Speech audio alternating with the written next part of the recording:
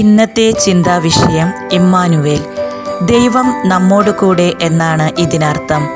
വചനം മാംസം ധരിച്ച് നമ്മുടെ ഇടയിൽ വസിച്ചു.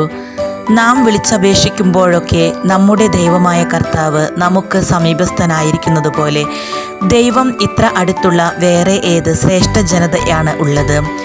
ഒരു നിത്യപ്രകാശമായി, ചൈതന്യമായി, പകൽ മേഘമായും രാത്രി അഗ്നിയായും ഇസ്രായേൽ ജനത്തിൻ്റെ കൂടെ നടന്ന കർത്താവ് ഇന്ന് എൻ്റെ ഉയർച്ച താഴ്ചകളിലും ജയപരാജയങ്ങളിലും സുഖദുഃഖങ്ങളിലും കൂടെയുണ്ട്. ദരിദ്രരിൽ ദരിദ്രനായി അവൻ ഇന്നും കൂടെയുണ്ട്. സുകൃത ജപം. എൻ്റെ ഉണ്ണീശോയെ, അങ്ങയുടെ സ്നേഹത്തിൻ്റെ ആഴം എനിക്ക് മനസ്സിലാക്കി തരണമേ.